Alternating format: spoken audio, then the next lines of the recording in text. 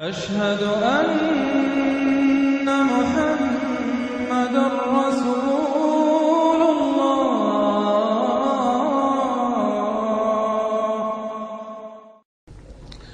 اعوذ باللہ من الشیطان الرجیم بسم اللہ الرحمن الرحیم الف لام میم ذالک الکتاب لا ریب فیہ صدق اللہ العظیم. الف لام میم حروف مقطعات ہیں جن کے بارے میں عرض کر چکا ہوں.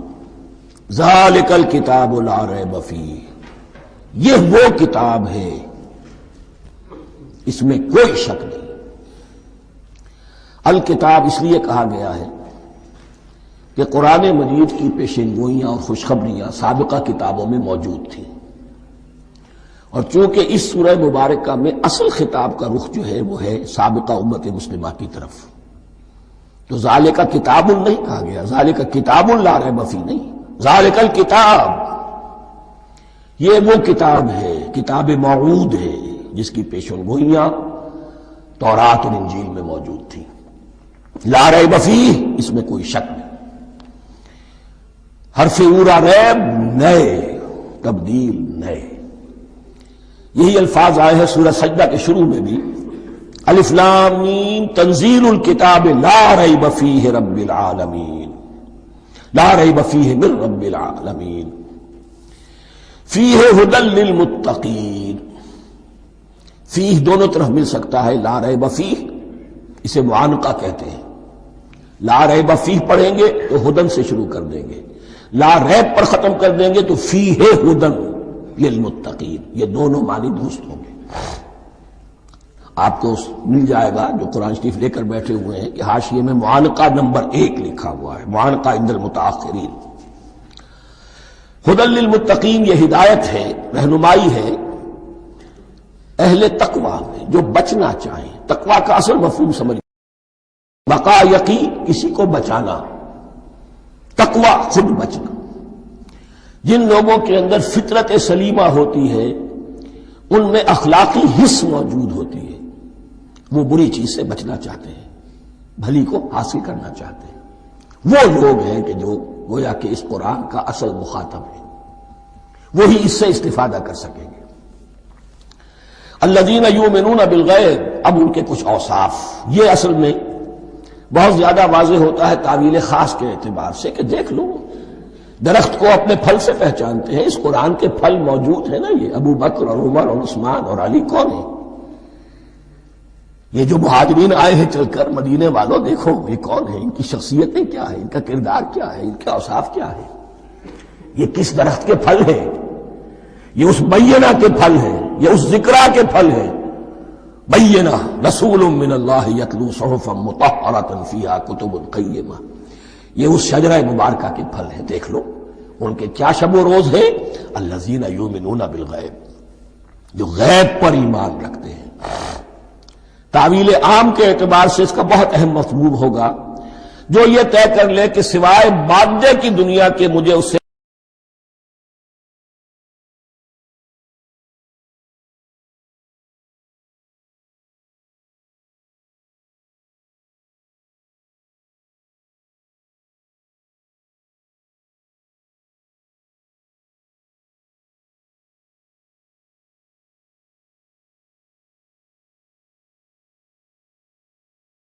جو اصل حقیقت ہے وہ مستور ہے، نگاہوں سے چھپی ہوئی ہے.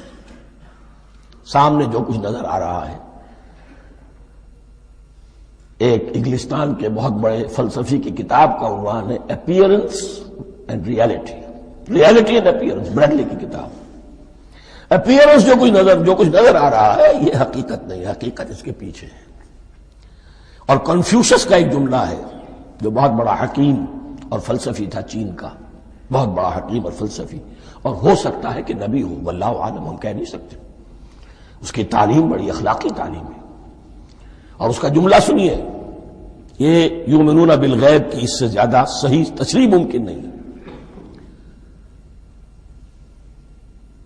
There are certain things, there's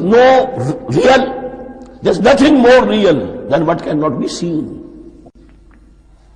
And there's nothing more certain than what cannot be heard. وہ حقائق جو آنکھوں سے نہیں دیکھے جا سکتے اور کانوں سے نہیں سنے جا سکتے، ان سے زیادہ یقینی اور واقعی حقائق اور کوئی نہیں. There is nothing more real than what cannot be seen, and there is nothing more certain than what cannot be heard. الذین یؤمنون بالغیب ویقیمون الصلاۃ، نماز قائم کرتے ہیں، ومما رزقناہم ينفقون، اور جو کچھ ہم نے انہیں دیا ہے اس میں سے خرچ کرتے ہیں، خیر میں، بھلائی میں، نیکی میں، ابناء نو کی حاجات کو رفع کرنے میں، لوگوں کی تکلیفیں دور کرنے میں، خود اللہ کے لیے، اللہ کی رضا جوئی کے لیے، اللہ کو قرض حسنہ دیتے ہوئے. والذین یؤمنون بما انزل الیک وما انزل من قبلک، اور وہ کہ جو ایمان رکھتے ہیں اس پر بھی جو آپ پر نازل کیا گیا ہے محمد صلی اللہ علیہ وسلم، اور اس پر بھی کہ جو آپ سے پہلے نازل کیا گیا.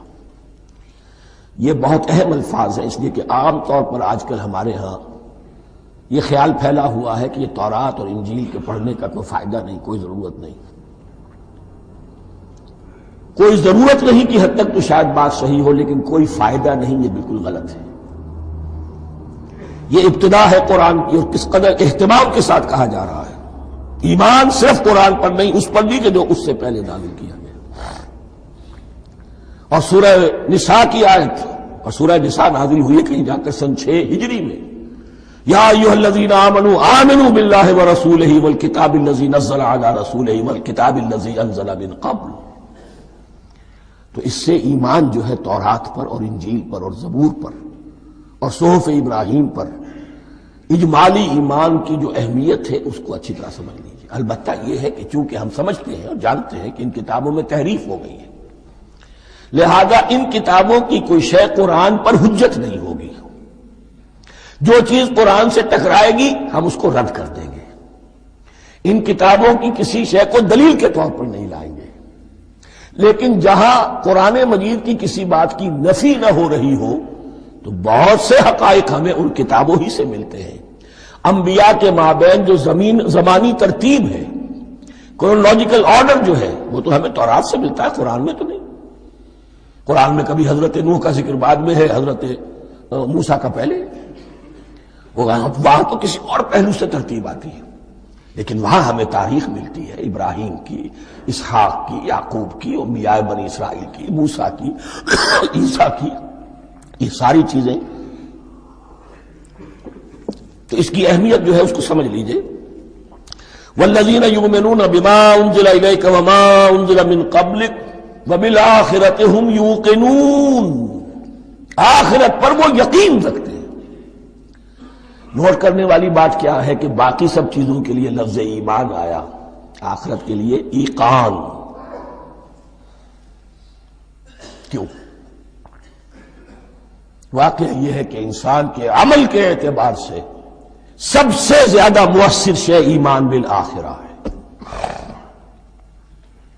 ایمان بالآخرہ ہے تو عمل سیدھا رہے گا کہ ہاں مجھے جواب دہی کرنی ہے، جانا ہے، اٹھنا ہے، اللہ کے حضور حاضری ہے. اگر یہ یقین ہے تو عمل صحیح ہوگا. اس میں کمی ہو گئی تو توحید جو ہے وہ بھی بس ایک عقیدہ، ایک ڈوگما بن کے رہ جائے گی. ایمان بالرسالت بھی بدعات کو جنم دے گا. عید میلاد نبی منا لیجئے، اور کچھ عشقیہ اشعار کہہ دیجئے، نعتیہ اشعار کہہ دیجئے، اللہ اللہ خیر صلی اللہ، یہ ایمان بالرسالت کے مظہر ہوں گے. عمل انسان کا درست ہوتا ہے آخرت کے یقین کے ساتھ. وبالآخرۃ ھم یوقنون، آخرت پر انہی کا یقین ہے، انہی کا یقین ہے. یہ حصر بھی ہے اس اعتبار سے کہ یہودی میں مدعی تھے کہ ہم آخرت پر یقین رکھتے ہیں، یہاں کنٹراسٹ دکھایا جا رہا ہے، آخرت پر یقین رکھنے والے یہ لوگ ہیں. اور تعویل خاص کے اعتبار سے وہ لوگ موجود ہیں تمہاری نگاہوں کے سامنے. 13 برس کی محنت کی کمائی محمد الرسول اللہ صلی اللہ علیہ وسلم کی، اس کتاب کی، یتلو علیہم آیاتہ ویزکیہم ویعلمہم الکتاب والحکمہ، اس کا جو نتیجہ ہے وہ تمہارے سامنے. اولئک علی ھدی من ربہم، یہ وہ لوگ ہیں جو اپنے رب کی طرف سے ہدایت پر ہیں.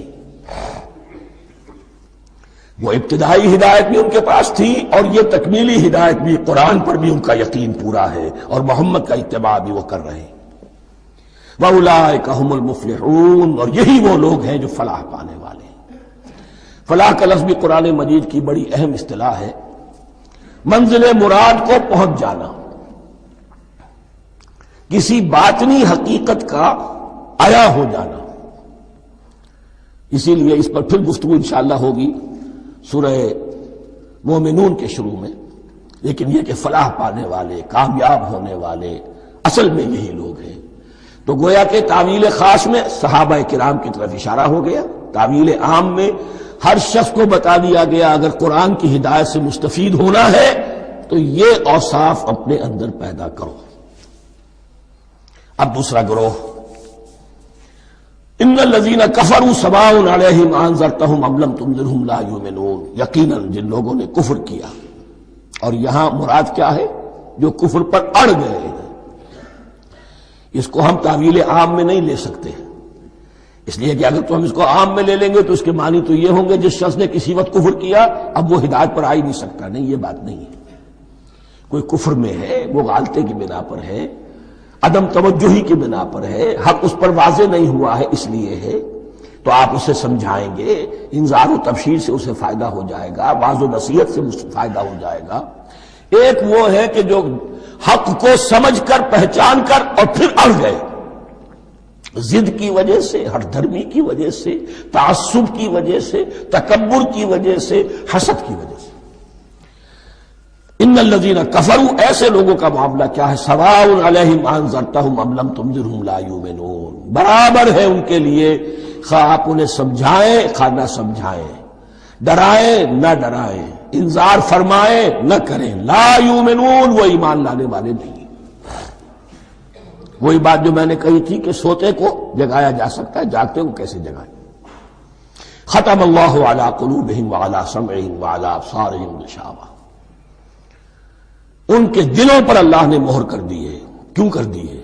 یہ ابتداء مہر نہیں ہوئی، جب حق کو پہچان کر انہوں نے رد کر دیا، اس کی پاداش میں، اس کی سزا کے طور پر۔ ختم اللہ علی قلوبہم، اللہ نے ان کے دلوں پر مہر کر دی ہے، وعلی سمعہم، اور ان کی سماعت پر بھی، وعلی ابصارہم غشاوہ، اور ان کی آنکھوں کے سامنے پردہ پڑ چکا ہے۔ یہ مضمون سورہ یاسین کے شروع میں پھر آئے گا بہت شر و بست کے ساتھ۔ وَلَهُمْ عَذَابٌ عَظِيمٌ، اور ان کے لیے تو اب بہت بڑا عذاب ہے۔ یہ دوسرا گروہ ہو گیا، ایک رکوع میں دو کو سمیٹ لیا گیا، کل ابھی 7 آیتیں ہوئی ہیں۔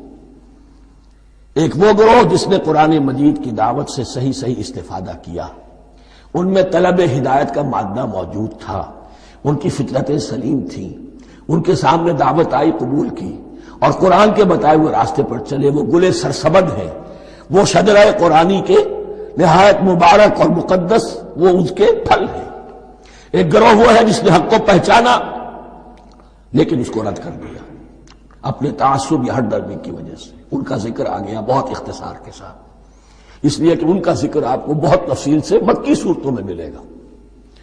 اب آیا تیسرا گروہ، وَمِنَ النَّاسِ، اور لوگوں میں کچھ ایسے بھی ہیں، مَن يَقُولُ آمَنَّا بِاللَّهِ وَبِالْيَوْمِ الْآخِرِ وَمَا هُم بِمُؤْمِنِينَ، جو کہتے تو یہ ہے کہ ہم ایمان رکھتے ہیں اللہ پر بھی اور یوم آخر پر بھی، مگر وہ حقیقت میں مومن نہیں ہے۔ یہاں ایک بات سمجھ لیجئے، اکثر و بیشتر مفسرین نے اس تیسری کیٹیگری کے بارے میں یہی رائے قائم کی ہے کہ یہ منافقین مذکور ہیں یہاں، اگرچہ لفظ منافق یا لفظ نفاق نہیں آیا یہاں، لیکن مولانا امیر احسن اصلاحی صاحب نے ایک رائے ظاہر کی ہے جو بڑی قیمتی ہے، وہ یہ کہ یہاں ایک کردار کا نقشہ کھینچ دیا گیا ہے۔ غور کرنے والے غور کر لیں، دیکھ لیں، جس پر بھی وہ چسپاں ہو جائے۔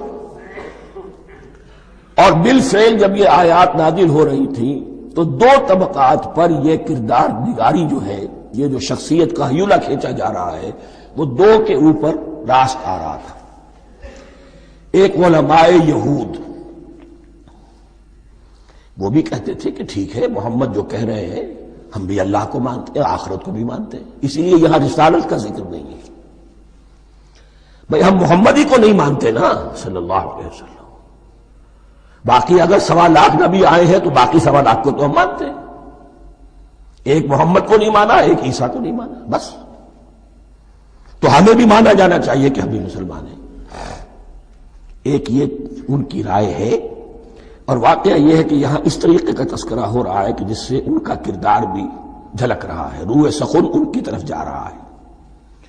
مجھے یاد ہے اپنی 10ویں جماعت کے زمانے میں دہلی میں نے دیکھا تھا کہ ناٹ سرکس وہاں کا ایک بڑی مارکیٹ ہوتی تھی، تو جوتے کی دکان پہ بہت بڑا جوتا لٹکایا ہوا تھا، بہت بڑا، اور لکھا تھا free to home it fits, جس کے پاؤں میں یہ ٹھیک ٹھیک آ جائے وہ لے جائے اس کو۔ تو یہ free to home it fits ہے، ایک کردار ہے۔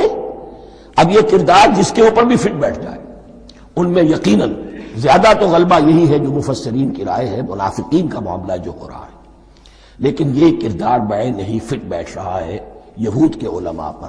اور یہ بھی نوٹ کر لیجئے کہ جو مدینہ منورہ میں نفاق کا جو پودا پروان چڑھا ہے، بلکہ پودا نہیں کہنا چاہیے، جھاڑ جھکاڑ جو پروان چڑھا ہے، وہ یہودیوں کے زیر اثر، جیسے جنگل کے اندر بڑے بڑے درخت بھی ہوتے ہیں اور اندر جو ہے نیچے جھاڑیاں بھی ہوتی ہیں، تو یہ نفاق کا جھاڑ جھکاڑ جو ہے وہ یہودی علماء کا جو پودا تھا، اور بہت بڑا تھا، اس میں کوئی شک نہیں، اس کے سائے میں پروان چڑھا ہے۔ ان دونوں میں معنوی ربط بھی ہے۔ وَمِنَ النَّاسِ مَن يَقُولُ آمَنَّا بِاللَّهِ وَبِالْيَوْمِ الْآخِرِ وَمَا هُم بِمُؤْمِنِينَ، اور لوگوں میں سے کچھ ایسے بھی ہیں جو کہتے تو یہ ہے کہ ہم ایمان رکھتے ہیں اللہ پر اور یوم آخر پر، لیکن وہ مومن نہیں ہیں۔ يُخَادِعُونَ اللَّهَ وَالَّذِينَ آمَنُوا وَمَا يَخْدَعُونَ إِلَّا أَنفُسَهُمْ، وہ دھوکہ دینے کی کوشش کر رہے ہیں اللہ کو اور اہل ایمان کو۔ دیکھیں یخادعون جو ہے یہ باب مفاعلہ ہے، باب مفاعلہ میں کشمکش ہوتی ہے، کشاکش ہوتی ہے، لہذا ترجمہ میں نے کیا کوشش کر رہے ہیں۔ وما یخدعون الا انفسهم، یہ ثلاثی مجرد میں آ گیا، اور نہیں دھوکہ دے رہے مگر صرف اپنے آپ کو۔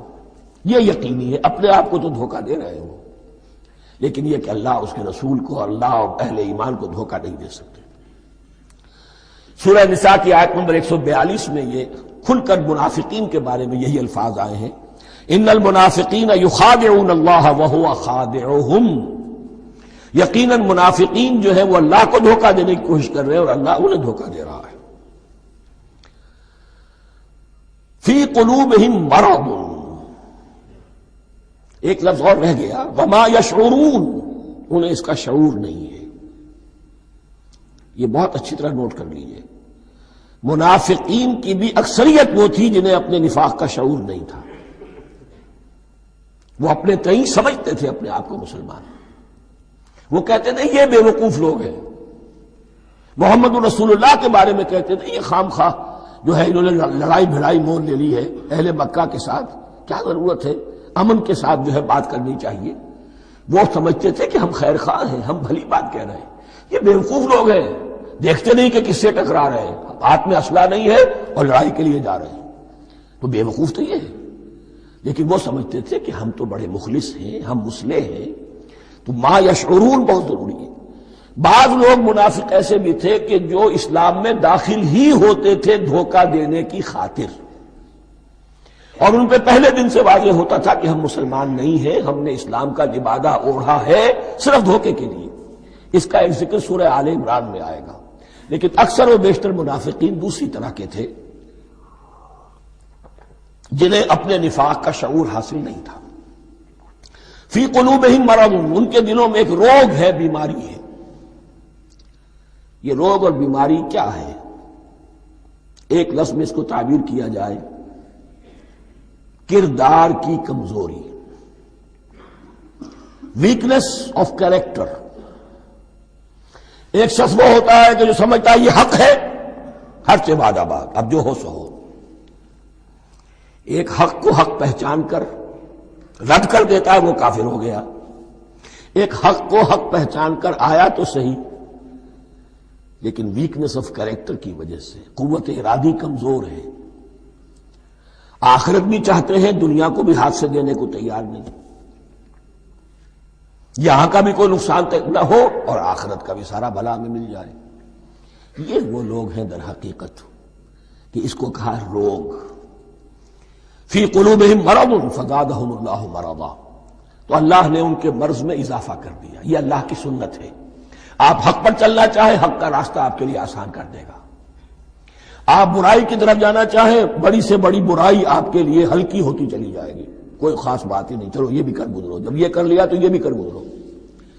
اور اگر آپ بین بین لٹکنا چاہیں تو اللہ اسی پہ چھوڑ دیتا ہے۔ ٹھیک ہے، آپ سمجھتے ہیں ہم کامیاب ہو رہے ہیں، ہم نے مسلمانوں کو بھی دھوکہ دے لیا، وہ ہمیں مسلمان سمجھتے ہیں، اور یہودیوں کو بھی دھوکہ دے لیا، وہ سمجھتے ہیں کہ ہم ان کے ساتھی ہیں، تو سمجھا کامیاب ہو رہے ہیں، حقیقت میں کامیابی نہیں۔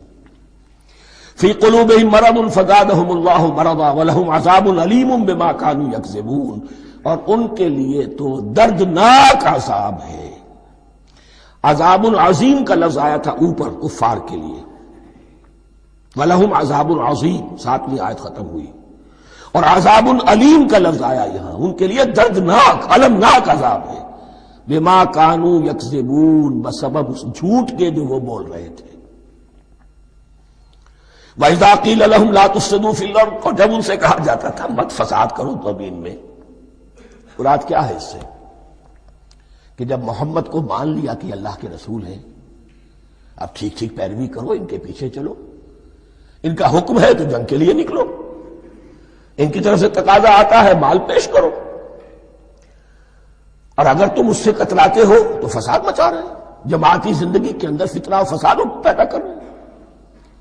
وَإِذَا قِيلَ لَهُمْ لَا تُفْسِدُوا فِي الْأَرْضِ قَالُوا إِنَّمَا نَحْنُ مُصْلِحُونَ، وہ کہتے تھے نہیں ہم تو صلح کرانے والے ہیں، اصلاح کرنے والے ہیں، ہم چاہتے ہیں لڑنا بھیڑنا کوئی اچھی بات نہیں ہے، ٹکراؤ تصادم یہ کوئی اچھے کام تھوڑا ہی ہے، بس ٹھنڈے ٹھنڈے دعوت دیتے رہو، جو چاہے قبول کر لے، جو چاہے رد کر دے، خام خواہ یہ ٹکرانا اور یہ جنگ کرنا اور اللہ کے دین کو غالب کرنے کے لیے یہ قربانی دو اور یہ مصیبت جھیلو اور یہ مشقت برداشت کرو اور یہ چیز چھوڑو اور یہ ترک کرو، یہ کاہے کے لیے؟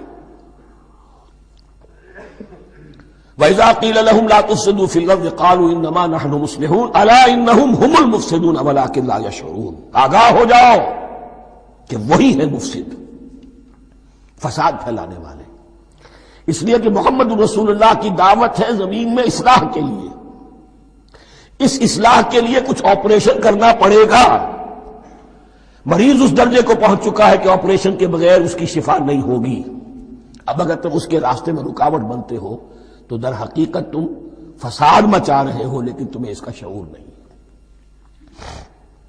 الا انہم ہم المفسدون ولکن لا یشعرون، پھر دیکھیے نوٹ کیجئے، شعور نہیں ہے، شعوری نفاق اور شے ہے، غیر شعوری نفاق ہے کہ جس کا یہ سارا تذکرہ ہو رہا ہے۔ وَإِذَا قِيلَ لَهُمْ آمِنُوا كَمَا آمَنَ النَّاسُ، اور جب ان سے کہا جاتا ہے ایمان لاؤ جیسے دوسرے لوگ ایمان لائے ہیں، آخر دیکھو دوسرے یہ اہل ایمان ہیں، جب بلاوا آتا ہے فوراً لبیک حاضر ہوتے، جو بھی ہو، یہ تم جو ہے آخر تم نے اور روش اختیار کی۔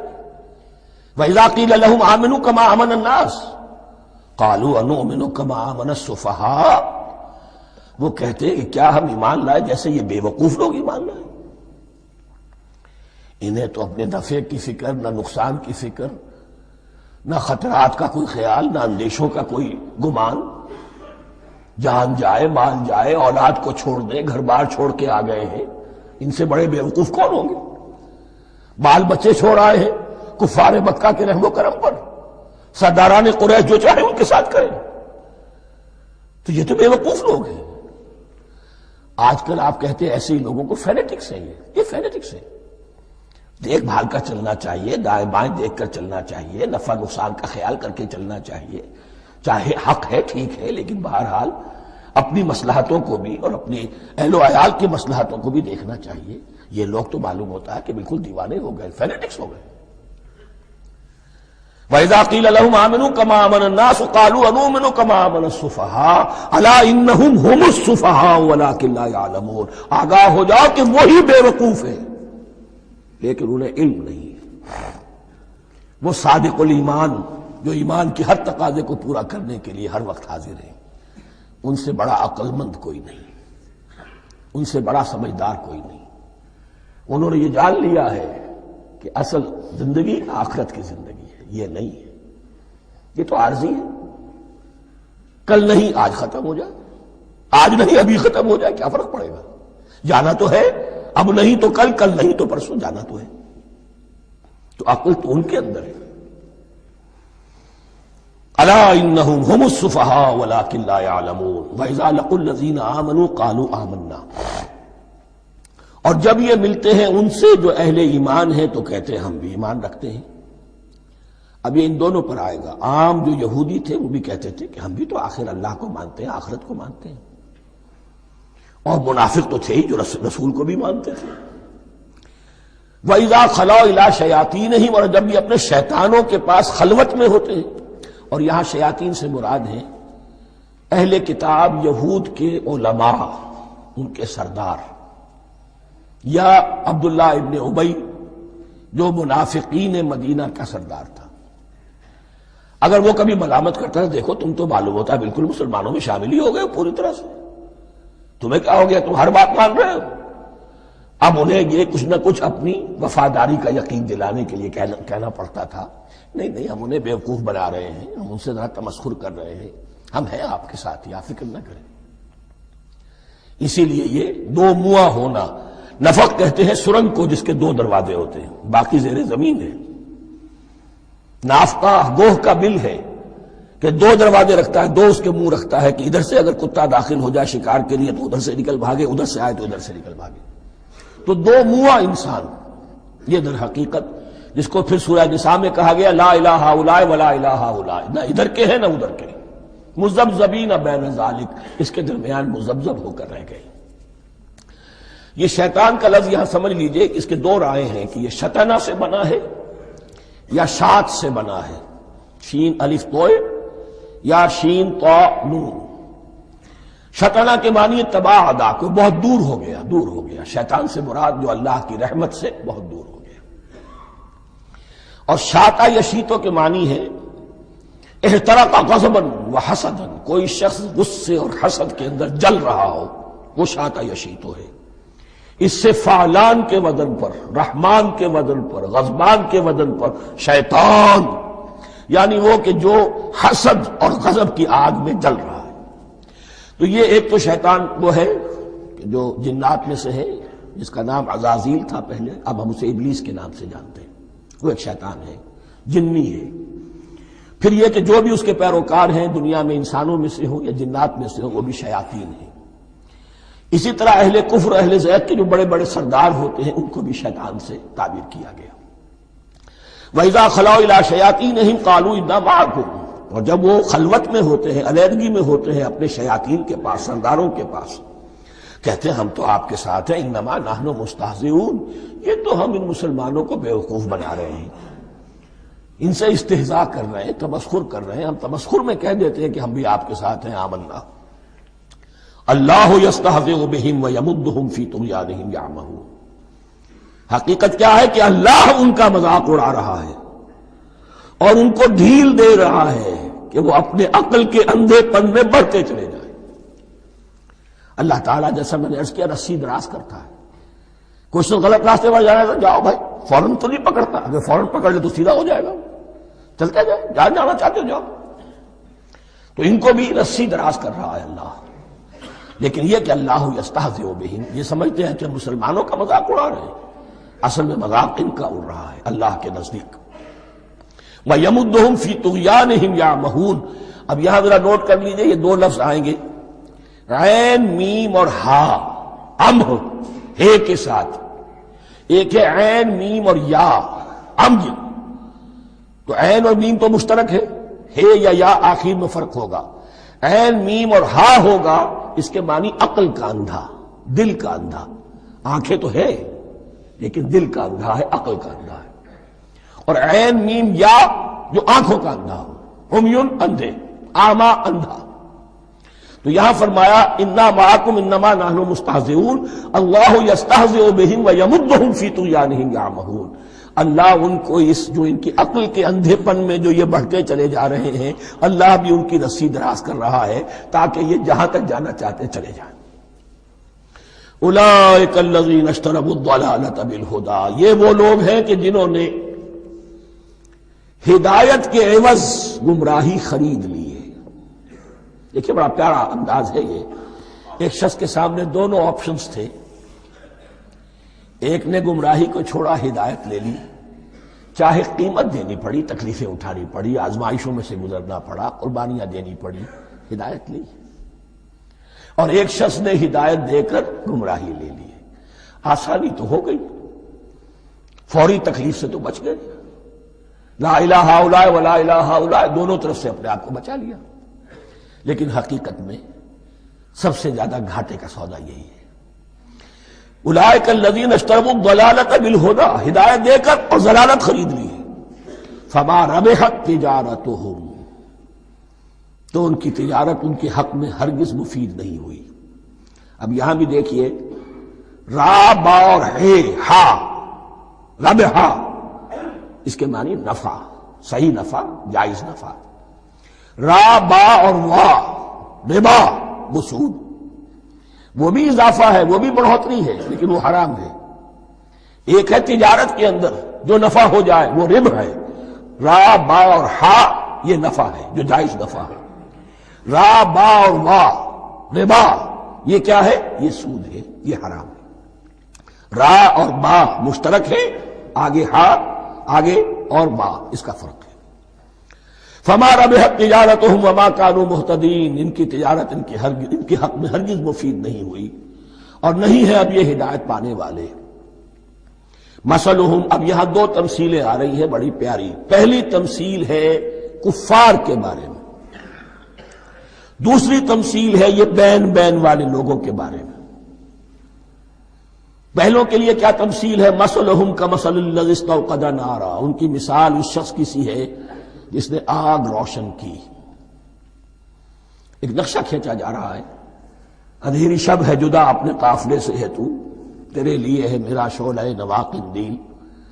اندھیری شب ہے، قافلہ بھٹک رہا ہے، کچھ لوگ بڑی ہمت کرتے ہیں، اندھیرے میں بھی ادھر ادھر سے لکڑیاں جمع کرتے ہیں اور آگ روشن کر دیتے ہیں۔ لیکن عین اس وقت جب آگ روشن ہوتی ہے کچھ لوگوں کی بینائی سلب ہو جاتی ہے۔ پہلے وہ اندھیرے میں اس لیے تھے کہ روشنی نہیں تھی، اب وہ اندھیرے کے اندھیرے میں رہ گئے کہ روشنی تو خارج میں آ گئی، اپنی اندر کی روشنی گل ہو گئی، بصارت سلب ہو گئی۔ یہ مثال ہے ان کفار کی کہ حضور کی آمد سے پہلے سب بھٹک رہے تھے، کوئی حقیقت واضح نہیں تھی، قافلہ انسانیت بھٹک رہا تھا اندھیری شب میں۔ محمد الرسول اللہ آئے، انہوں نے آگ روشن کر دی، اب راستہ کھل گیا، ہدایت واضح ہو گئی۔ لیکن کچھ ضد یا تعصب یا تکبر یا حسد کی بنیاد پر کچھ لوگوں کی اندر کی بینائی زائل ہو گئی، تو وہ تو ویسے کے ویسے بھٹک رہے ہیں، جیسے پہلے اندھیرے میں تھے ویسے ہی اب اندھیرے میں ہے۔ روشنی میں آنے والے تو وہ ہیں، دیکھ لو جن کا ذکر سب سے پہلے ہوا ہے۔ مثلہم کمثل الذی استوقد نارا، اس شخص کی سی ہے کہ جس نے آگ روشن کی۔ فلما اضاءت ما حولہ، جب اس آگ نے اپنے ماحول کو، گردا گرد کو روشن کر دیا، ذہب اللہ بنورہم، اللہ ان کی نور بصارت کو لے گیا، سلب کر لیا اللہ نے۔ وترکہم فی ظلمات لا یبصرون، اور چھوڑ دیا انہیں ان اندھیروں کے اندر کہ وہ کچھ نہیں دیکھتے۔ صم بکم عمی فہم لا یرجعون، اسم کہتے ہیں بہرے کو، سم جمع ہے اس کی، سمن۔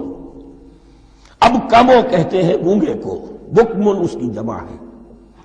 آما کہتے ہیں اندھے کو، عمیون اس کی جمع ہے۔ یہ بہرے ہیں، گونگے ہیں، اندھے ہیں، فہم لا یرجعون، اب یہ لوٹنے والے نہیں۔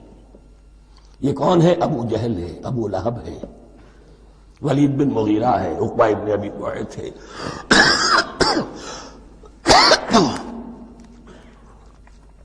یہ سب کے سب ابھی زندہ ہے جب یہ آیات نازل ہو رہی ہیں۔ ابھی تو غزوہ بدر ہوگا سن 2 ہجری میں، اور اس میں یہ سب جو ہیں واصل جہنم ہوں گے، ابھی تک تو ہے نا۔ یہ لوگ ہو گئے اس کی مثال۔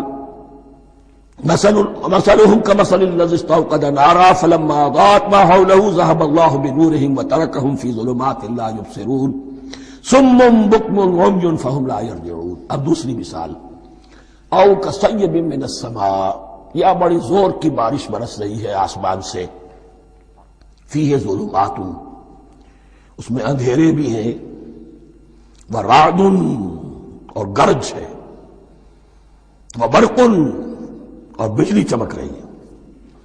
یجعلون اصابعهم فی اذانهم من الصواعق حذر الموت، کچھ لوگ ہیں کہ جو اپنی انگلیاں اپنے کانوں کے اندر ٹھوسے ہوئے ہیں کہ وہ جو کڑک ہے اس سے ان کی جانیں نہ نکل جائیں، موت نہ آ جائے۔ کڑکا ایسا ہے کہ اس کڑکے سے بچنے کے لیے اپنی انگلیاں اپنی کانوں میں ٹھوس رکھی ہیں، حذر الموت، موت کے خوف سے۔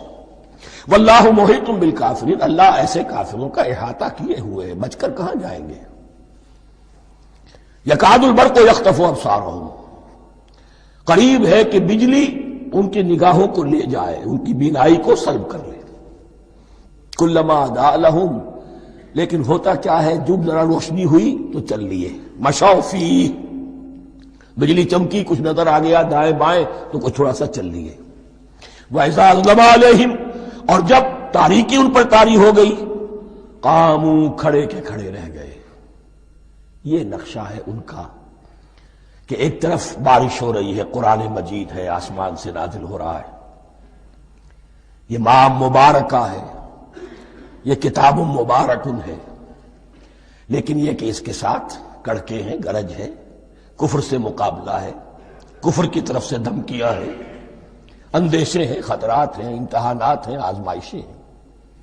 ذرا کہیں حالات کچھ بہتر ہوئے، کچھ جسے بریدنگ سپیس کہتے ہیں ملی تو تھوڑا سا چل لیے، ہم بھی مسلمان ہیں، کوئی خاص موقع نہیں ہے، کسی جنگ کے لیے بلایا نہیں جا رہا ہے تو بڑھ چڑھ کے باتیں کر رہے ہیں، اپنے ایمان کا اظہار بھی کر رہے ہیں۔ جیسے ہی کوئی آزمائش آئی، قاموا، ٹھٹک کر کھڑے کے کھڑے رہ گئے۔ وَلَوْ شَاءَ اللَّهُ لَذَهَبَ بِسَمْعِهِمْ وَأَبْصَارِهِمْ، اللہ چاہتا تو ان کی سماعت اور بصارت کو بھی سلب کر لیتا، لیکن اللہ کا قانون یہی ہے، جو جہاں رہنا چاہے اس نے آزادی ارادہ دی ہے انسان کو۔ تم اگر مومن صادق بن کر رہنا چاہتے ہو اس کو آسان کر دے گا تمہارے لیے۔ تم نے اپنے تعصب کی وجہ سے، اپنے تکبر کی وجہ سے کفر کا راستہ اختیار کیا، اللہ اسی کو کھول دے گا۔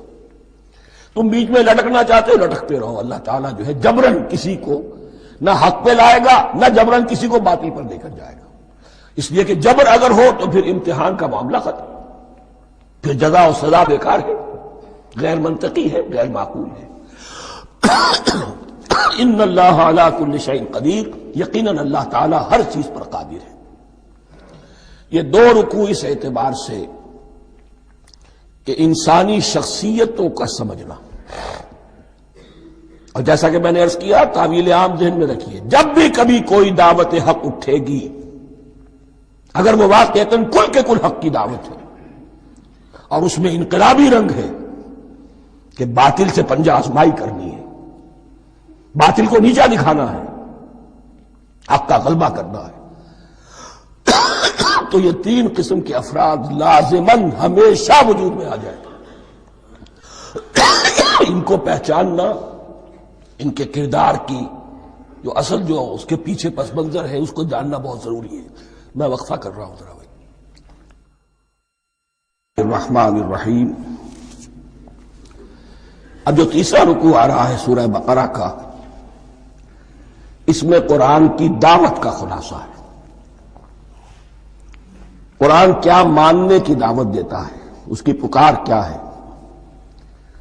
جیسا کہ میں عرض کر چکا ہوں، 2/3 قرآن پہلے نازل ہو چکا ہے، پس منظر میں ہے۔ ہمارے لیے اس ترتیب مصحف کے اعتبار سے وہ قرآن بعد میں آئے گا، ترتیب نزول کے اعتبار سے وہ پس منظر میں موجود ہے، لیکن چونکہ یہاں پر مصحف کے اندر یہاں سے آغاز کیا جا رہا ہے، لہذا اس کا خلاصہ جو ہے لب لباب یہ ایک رکوع میں، اور قرآن کے فلسفے کا اور اس کے بعض نہایت ہی اہم جو موضوعات ہیں اور مسائل ہیں ان کا ذکر پھر چوتھے رکوع میں۔ ابھی ہم تیسرا رکوع پڑھ رہے ہیں۔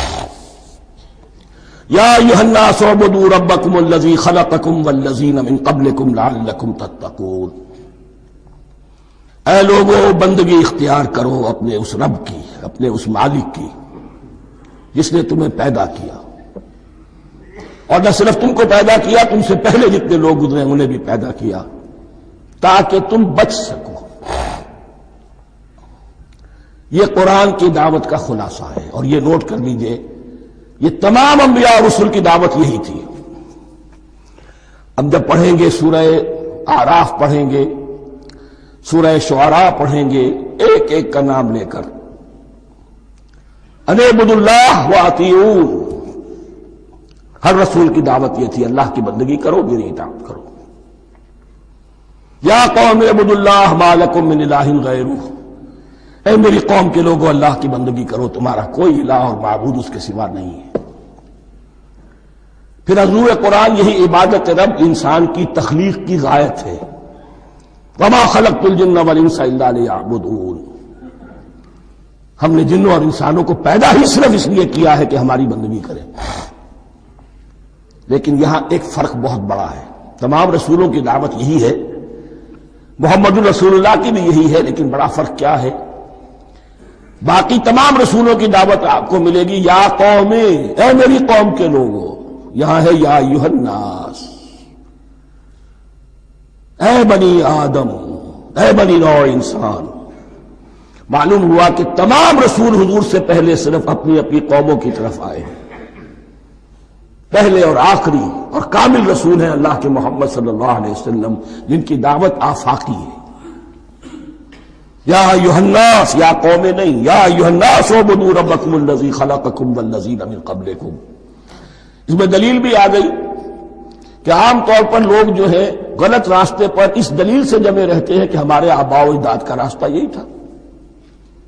تو بھائی جیسے تم مخلوق ہو ایسے وہ بھی تو مخلوق تھے، جیسے تم خطا کر سکتے ہو وہ بھی تو خطا کر سکتے تھے۔ لہذا یہ نہ دیکھو کہ آباء و اجداد کا راستہ کیا تھا، دیکھو یہ کہ حق کیا ہے، لعلکم تتقون، تاکہ تم بچ جاؤ، دنیا میں افراط و تفریط کے دھکوں سے بچ جاؤ گے، آخرت میں اللہ کے عذاب سے بچ جاؤ گے۔ ان دونوں سے اگر بچنا ہے تو اللہ کی بندگی کی روش اختیار کرو۔ اچھا کس رب کی؟ الذی جعل لکم الارض فراشا والسماء بناء، جس نے تمہارے لیے زمین کو فرش بنا دیا اور آسمان کو چھت بنا دیا۔ وانزل من السماء ماء، اور آسمان سے پانی برسایا۔ فاخرج به من الثمرات رزقا لکم، اور پھر اس پانی کے ذریعے سے زمین سے میووں کی شکل میں، پیداوار کی شکل میں تمہارے لیے رزق اگایا۔ فلا تجعلوا للہ اندادا وانتم تعلمون، تو ہرگز نہ اللہ کا مد مقابل کسی کو ٹھہراؤ جانتے بوجھتے۔ وانتم تعلمون کا ایک مطلب یہ بھی ہے کہ تم بھی مانتے ہو کہ اس کائنات کا خالق اللہ کے سوا کوئی نہیں۔ اہل عرب بھی مانتے تھے، جو ان کے دیوی دیوتا تھے وہ سمجھتے تھے کہ یہ اللہ کے اوتار ہیں یا اللہ کے ہاں بہت یہ پسندیدہ ہیں، اللہ کے محبوب ہیں، اس کے اولیاء ہیں، اس کی بیٹیاں ہیں، لہذا یہ شفاعت کریں گے تو ہمارا بیڑا پار ہو جائے گا، ورنہ خالق وہ مانتے تھے اللہ ایک ہی ہے۔ جب تم یہ مانتے ہو کائنات کا خالق ایک، مدبر ایک، تو اب کسی کو اس کا مد مقابل نہ بناؤ۔ انداد ند کی جمع ہے، لا ضد لہ ولا ند لہ، اللہ کا کوئی مد مقابل نہیں۔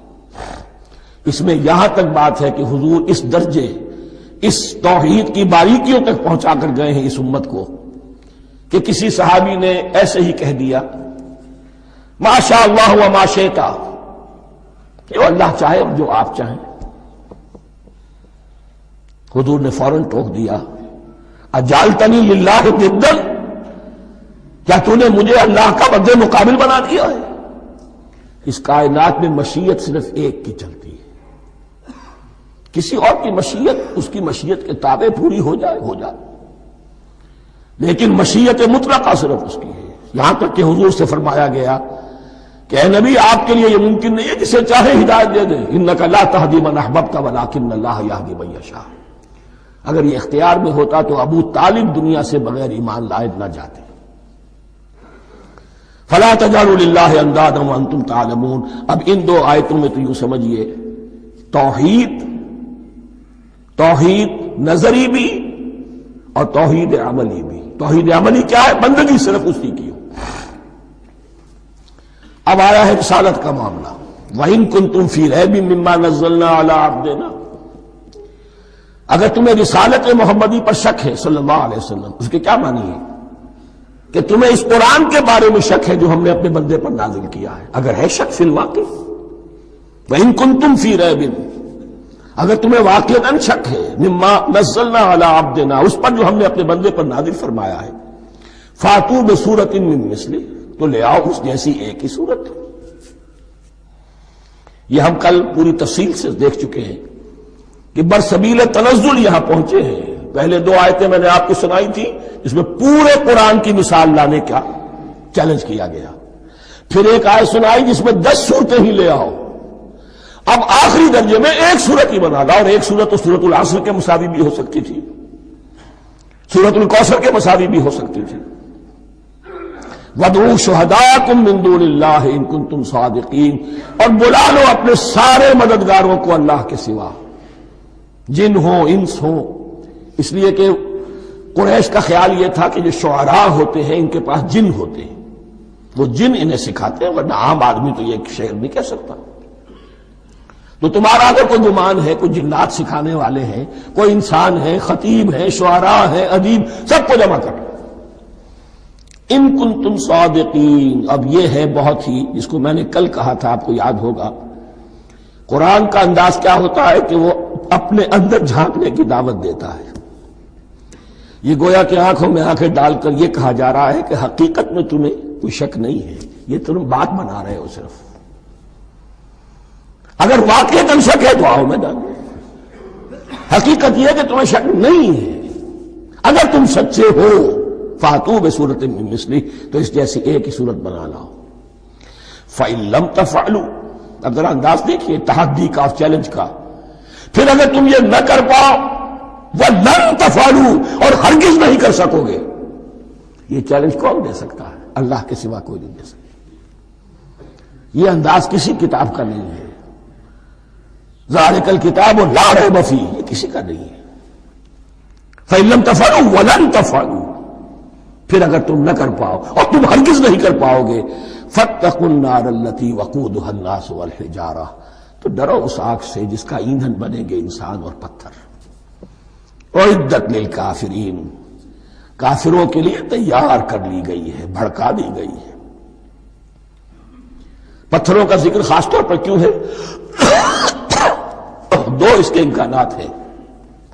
آپ کو معلوم ہے کہ وہ جو پتھر کا کوئلہ ہوتا ہے اس کی آگ بڑی سخت ہوتی تھی، عام جو ہمارا یہ لکڑی کا کوئلہ ہوتا ہے اس کے مقابلے میں، اور دوسرے یہ بھی کہ چونکہ انہوں نے جو معبود تراش رکھے تھے وہ پتھر کے ہوتے تھے، تمہارے ساتھ ہی تمہارے ان معبودوں کو بھی جھونکا جائے گا، وہ بھی جلیں گے، تاکہ تمہاری حسرت کے اندر اضافہ ہو۔ ان سے ہم دعائیں مانگا کرتے تھے، ان کے سامنے ماتھے ٹیکتے تھے، ان کے سامنے ڈنڈوت کرتے تھے، ان کو چڑھاوے چڑھاتے تھے۔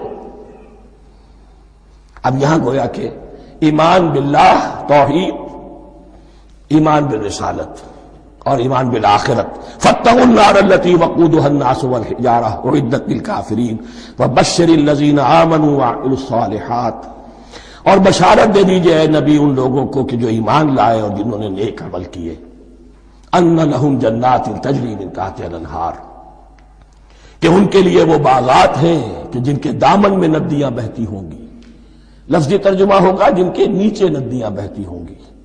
مراد اس سے کیا ہے؟ عام فطری باغ وہ ہوتے تھے کہ جس میں ذرا اونچائی پر جو ہے درخت لگے ہوئے ہیں اور دامن میں ندی بہ رہی ہے، تو اس سے خود بخود جو ہے وہ اریگیشن، نیچرل اریگیشن ہو رہی ہے، درختوں کے جڑوں تک پانی پہنچ رہا ہے۔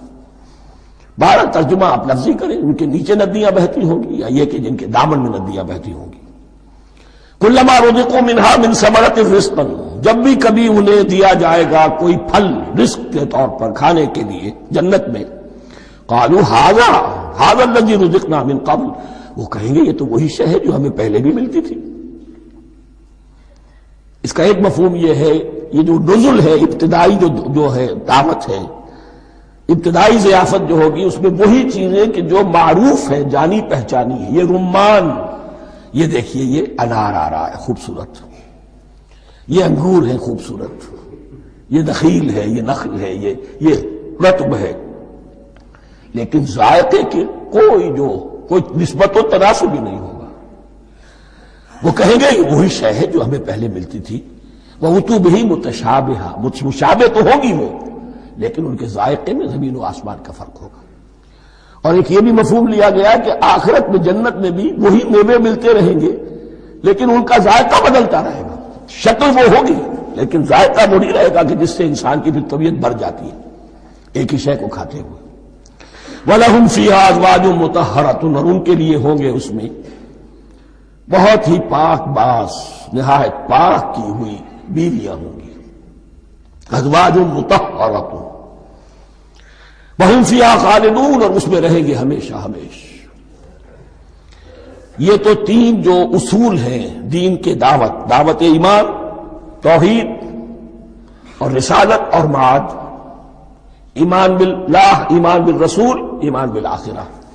اب ذرا کچھ ضمنی مسائل ہیں کہ جو بعض کفار کی طرف سے، بعض معتزلین کی طرف سے پیش ہوتے تھے، وہ کبھی بھی اس چیلنج کا مقابلہ تو نہ کر سکے، میدان میں تو نہ آ سکے. یہ بالکل ایسی بات ہے جیسے کسی مصور کی تصویر پر اعتراض کرنے والے تو بہت تھے. جب کہا گیا کہ ذرا یہ دیجیے قلم، اس کو ٹھیک کر دیجیے، یہ برش آپ کے ہاتھ میں دیتا ہوں، اب سب پیچھے ہٹ گئے. تو کوئی صورت قرآن کے مقابلے میں لانا وہ تو ان کے لیے ممکن نہیں تھی، لیکن ادھر ادھر سے اعتراضات کرنے کے لیے جو زبانیں کھلتی تھی ان میں سے ایک اعتراض نقل کیا جا رہا ہے. وہ یہ تھا کہ وہ کہتے تھے کہ قرآن مجید میں مکھی کی تشبیہ آئی ہے، یہ تو بڑی حقیر سی شے ہے. اعلیٰ کلام ہو اور اعلیٰ متکلم ہو، ایسی حقیر چیزوں کا تذکرہ نہیں کرتا. بیت العنکبوت مکڑی کا بھی ذکر ہے قرآن میں، اتنی حقیر شے کا، یہ کوئی اعلیٰ کلام نہیں.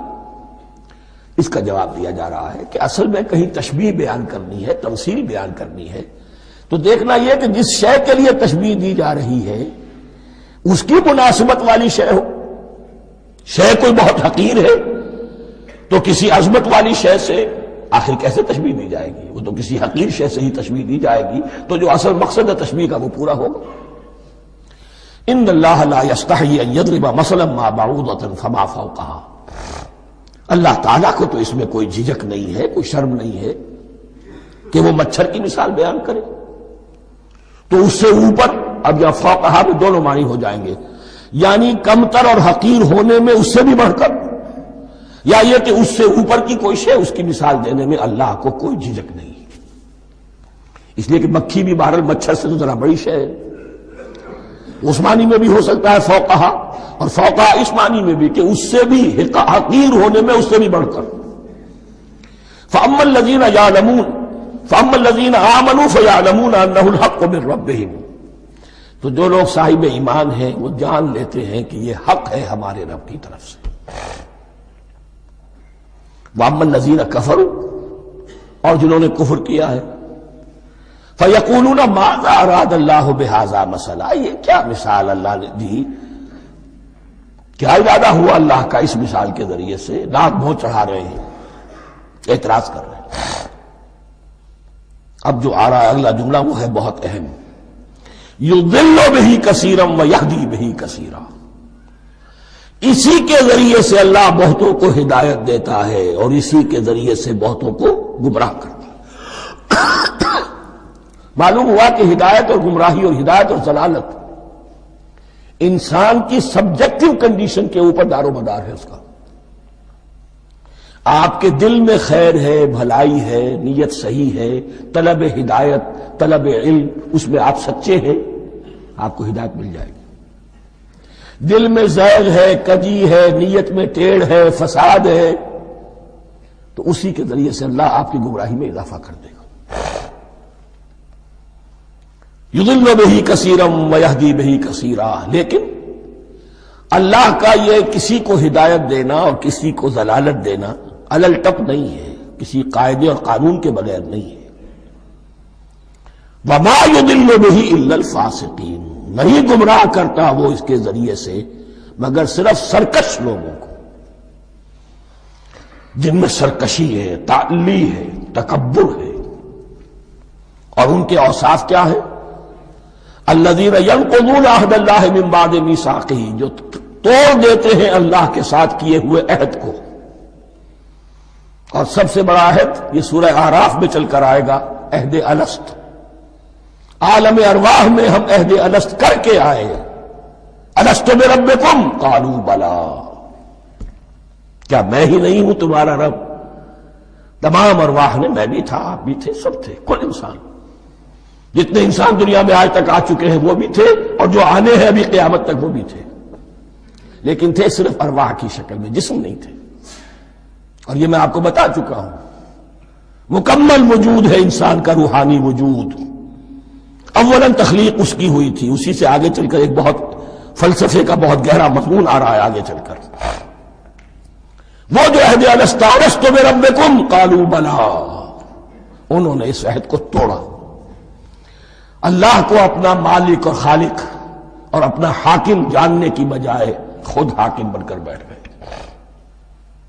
الیس لی ملک مصر، کیا مصر کی بادشاہی میری نہیں ہے؟ I am the sovereign, we are sovereign, popular sovereignty, بغاوت، سرکشی، فاسق۔ وما يضل به الا الفاسقين الذين ينقضون الميثاق ويقطعون ما امر الله به ان يوصل، اور کاٹتے ہیں وہ چیز جسے اللہ نے جوڑنے کا حکم دیا ہے۔ اللہ نے صلہ رحمی کا حکم دیا ہے، یہ قطع رحمی کرتے ہیں مال کی طلب میں۔ بھائی بھائی کو ختم کرتا ہے اس کے مال کو ہتھیانے کے لیے، اپنی ذاتی اغراض کے لیے تمام اخلاقی حدود جو ہے انسان پس و پیش ڈال دیتا ہے، اپنا تکبر، اپنے لیے تعلی۔ الذین، آپ دیکھیے نوٹ کیجئے، اس میں ہماری شریعت کا فلسفہ یہ ہے، ایک تعلق ہے اللہ کا بندے کے ساتھ، حقوق اللہ، ایک ہے بندوں کا بندوں کے ساتھ، حقوق العباد۔ اللہ کا حق کیا ہے؟ اسے حاکم اور مالک اور حاکم سمجھو، الملک سمجھو، خود اس کے بندے بنو۔ انسانوں کا حق کیا ہے؟ کونوا عباد اللہ اخوانا، سب آپس میں بھائی بھائی اللہ کے بندے بن جاؤ۔ اور اس میں سب سے اہم ترین رحمی رشتہ ہے، سگے بھائی بہنیں، پھر دادی کے اوپر جا کر وہ کزنز آ جائیں گے، پر دادی پر جا کر اور جمع ہو جائیں گے، یہاں تک کہ آدم و حوا پر تمام انسان جمع ہو جائیں گے۔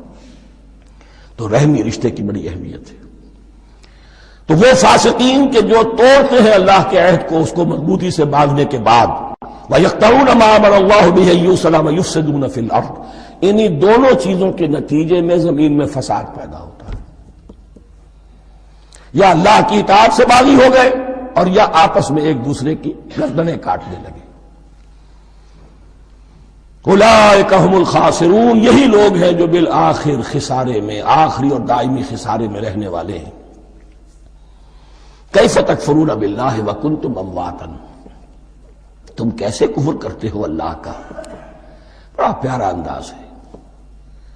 وکنتم امواتا، تم مردہ تھے، فاحیاکم، تمہیں زندہ کیا، ثم یمیتکم، پھر تمہیں مارے گا، ثم یحییکم، پھر جلائے گا، ثم الیہ ترجعون، پھر تم اس کی طرف لوٹ جاؤ گے، لوٹا دیے جاؤ گے۔ یہاں وہ بات آ گئی جو آج نگاہوں سے بالکل اوجھل ہو چکی ہے۔ یہ ہم دنیا میں آنے سے پہلے مردہ تھے، کیا مانی؟ یہ مضمون آ کر اصل میں سورہ غافر یا سورہ مومن میں چل کر اس کی پوری وضاحت ہوگی، لیکن چونکہ یہاں تذکرہ ہو چکا ہے عہد الست کا، ہماری پہلی تخلیق ہوئی عالم ارواح میں، ارواح کی صورت میں، پھر ہمیں سلا دیا گیا، وہ ہماری پہلی موت تھی۔ مردہ جو ہے معدوم نہیں ہوتا، مردہ ہوتا ہے، بے جان ہوتا ہے، سویا ہوا ہوتا ہے، اور موت کو اور نیند کو تشبیہ دی گئی ہے۔ پھر ہمیں اس جسد کے ساتھ یہاں زندہ کیا گیا، پھر موت طاری ہوگی، پھر ہمیں زندہ کیا جائے گا۔ یہ آیت جیسا کہ میں نے عرض کیا بہت بڑی اور بڑی گہری حکمت اور فلسفہ قرآن کی آیت ہے۔ کیسے اللہ کا انکار کرتے؟ کنتم اموات، تم مردہ تھے، سوئی ہوئی ارواح کی شکل میں تھے، فاحیاکم، تمہیں جگایا اس جسد کے ساتھ، زندہ کیا، ثم یمیتکم ثم یحییکم، پھر تمہیں مارے گا، پھر جلائے گا، ثم الیہ ترجعون، پھر تم اس کی طرف لوٹا دیے جاؤ گے۔ اور اب اس کے بعد جو آخری آیت ہے، هو الذی خلق لکم ما فی الارض جميعا، اس نے تمہارے لیے بنایا ہے جو کچھ بھی زمین میں ہے۔ اس میں خلافت کا مضمون آ گیا۔ حدیث میں آتا ہے انما الدنیا خلقت لکم وانتم خلقتم للآخرہ، یہ دنیا تمہارے لیے بنائی گئی ہے، تم آخرت کے لیے بنائے گئے ہو۔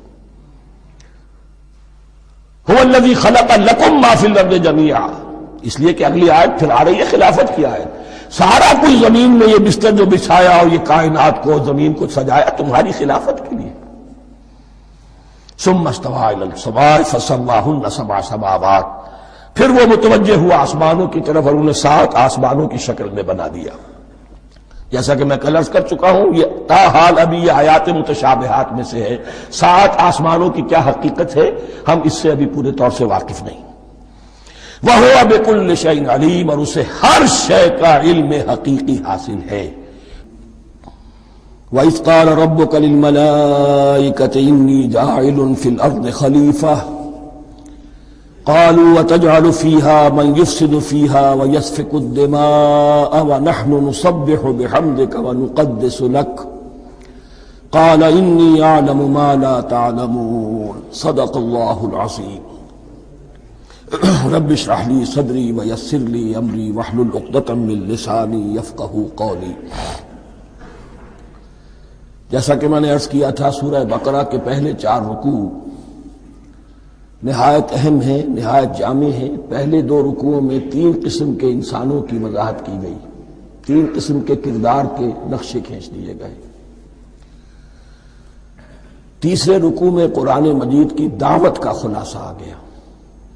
توحید فی العقیدہ، توحید فی العمل یعنی عبادت اللہ کی، ایمان بالرسالت، قرآن مجید کو منزل من اللہ کلام ماننا. اس میں اگر شک ہے تو جو بھی چیلنج تھا، اگر واقعتاً تمہیں شک ہے، حقیقت میں شک نہیں ہے، لیکن جیسا کہ تم کہہ رہے ہو کہ تمہیں شک ہے تو کوشش کرو اس کے مقابلے کی ایک صورت بنا لاؤ. پھر آخرت، جنت اور دوزخ، ان دونوں کا تذکرہ ہو گیا. پھر ایک خاص مسئلہ جو قرآن مجید کے اسلوب پر اعتراض کی شکل میں آیا کہ اس میں مچھر جیسی حقیر شے کا بھی تذکرہ ہے. اس کی حکمت بیان کر دی گئی کہ تشبیہ اور تمثیل میں ظاہر بات ہے کہ ممثل لہو اور ممثل بہی میں مناسبت چاہیے. جس چیز کے لیے تمثیل بیان کی جا رہی ہے، جس شے سے تمثیل بیان کی جا رہی، ان میں مناسبت ہونی چاہیے. اس میں عظیم یا حقیر کا کوئی سوال نہیں.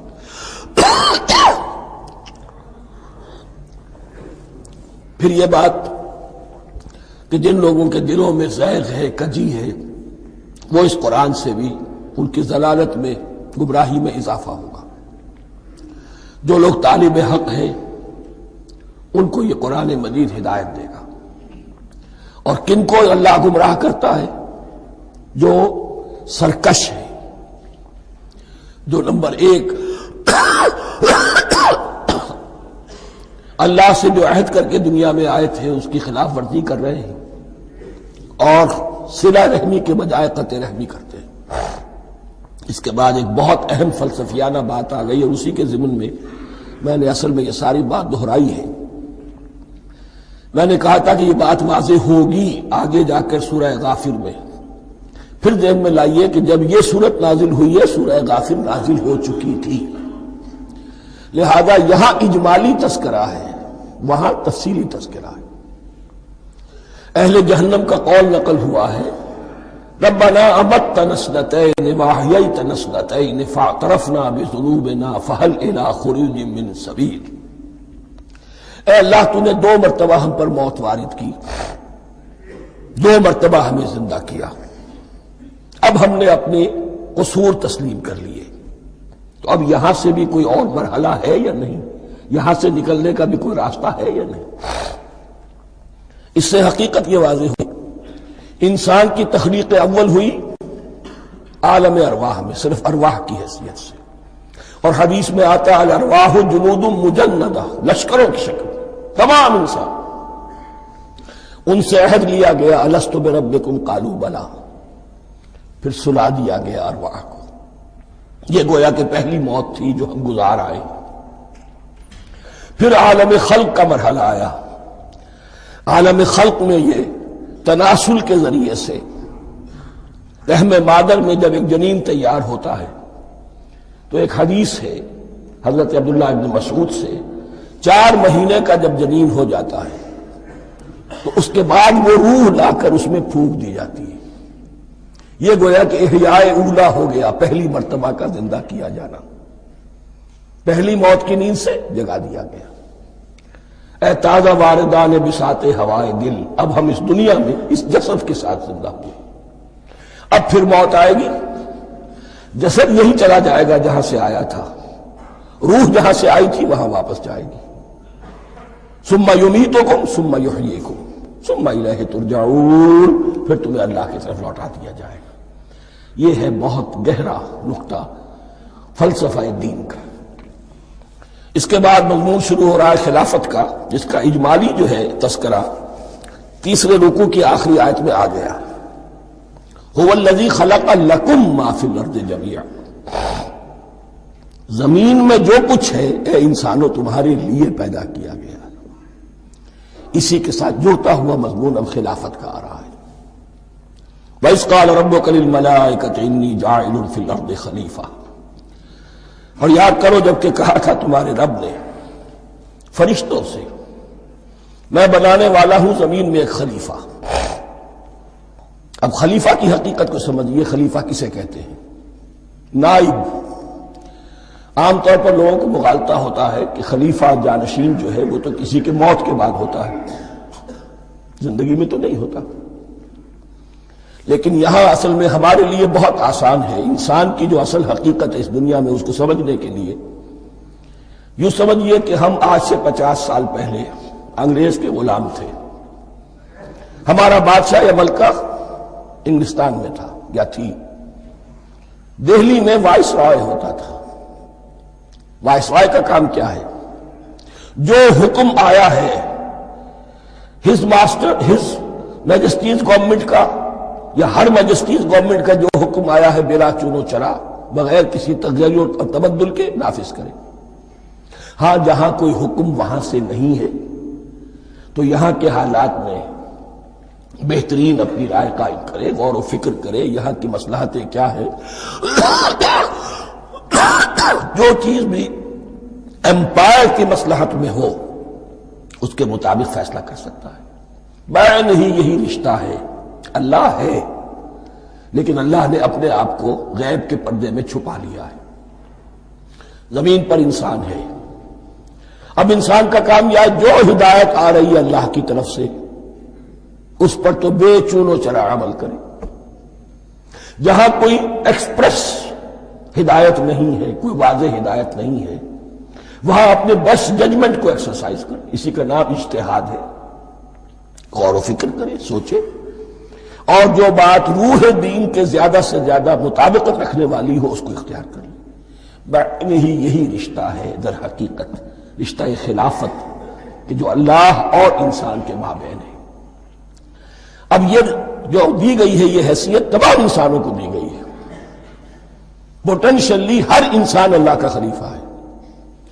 لیکن جو اللہ کا باغی ہو جائے، جو خود حاکمیت کا مدعی ہو گیا، گویا کہ وہ باغی ہے.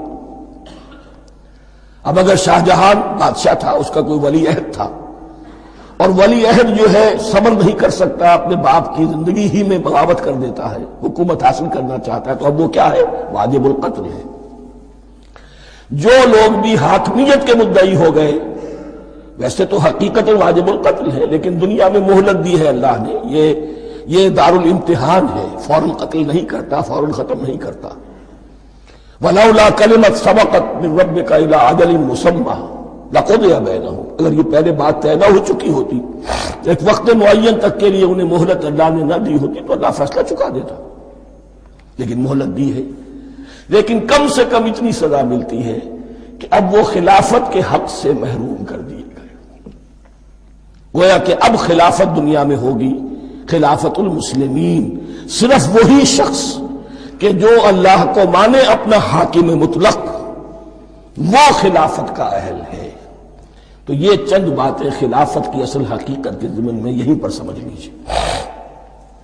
وَإِذْ قَالَ رَبُّكَ لِلْمَلَائِكَةِ إِنِّي جَاعِلٌ فِي الْأَرْضِ خَلِيفَةً قَالُوا أَتَجْعَلُ فِيهَا مَن يُفْسِدُ فِيهَا وَيَسْفِكُ الدِّمَاءَ وَنَحْنُ نُسَبِّحُ بِحَمْدِكَ وَنُقَدِّسُ لَكَ. اور یاد کرو جب کہ تمہارے رب نے کہا تھا فرشتوں سے کہ میں زمین میں خلیفہ بنانے والا ہوں، تو انہوں نے کہا کہ کیا تو بنائے گا اس میں جو فساد مچائے گا اس میں اور خوریزی کرے گا؟ وَنَحْنُ نُسَبِّحُ بِحَمْدِكَ وَنُقَدِّسُ لَكَ، ہم آپ کی تسبیح اور تحمید اور آپ کی تقدیس میں لگے ہوئے ہیں۔